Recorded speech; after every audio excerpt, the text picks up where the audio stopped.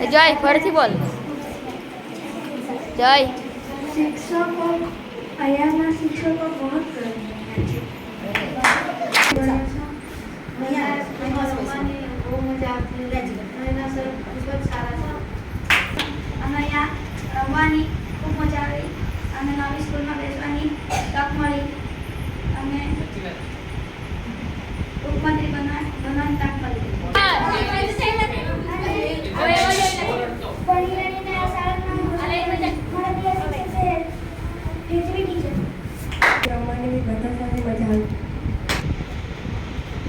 પ્રિય બાળકો, મારા શિક્ષકો, આજે હું 6 થી 8 ધોરણ આ શાળામાં ભણ્યો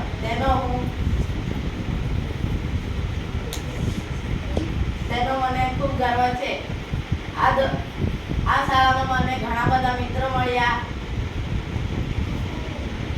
મિત્રો સાથે રમવાની, ખાવાની, ભણવાની મને ખૂબ આનંદ થયો. હું આ શાળાના શિક્ષકોને ખૂબ યાદ કરીશ. હું અહીંયા 1 થી 8 ધોરણ ભણ્યો અને આ સ્કૂલમાં મને ભણવાની ખૂબ મજા આવી.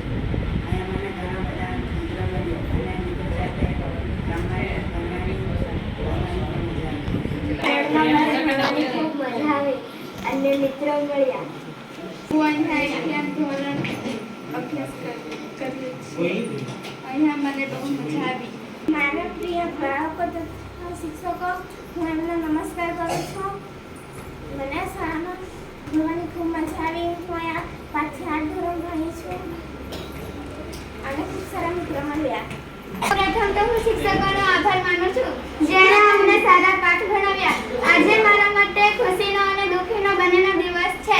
ખુશી એટલા માટે કે હું આગળ વધી રહી છું અને દુઃખી એટલા માટે કે સાથે રમ્યા, સાથે ભણ્યા, સારા મિત્રો અને સારા શિક્ષકો મળ્યા. આજે એને છોડવાનો દિવસ આવી ગયો છે. મને આ શાળાની ખૂબ જ યાદ છે. સાથે જમ્યા અને સાથે ભણ્યા, બરાબર. બોલવા માટે દીકરા ગોઠવાનો બહુ વાત કરતો છે ને, જે વાત કરે એને આપણે બધાને આભાર કે અધિકાર આપવા બદલ. હવે શાળાના સ્ટાફ મિત્રો માટે આપણે પ્રથમ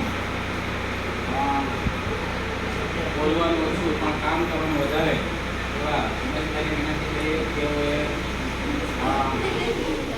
સાચી વાત છે, બોલવાનું ઓછું પણ કામ કરવાનું વધારે, બરાબર. એવા ઉમેશભાઈને વિનંતી કરીએ તેઓ આશીર્વાદ આપે અને શુભેચ્છા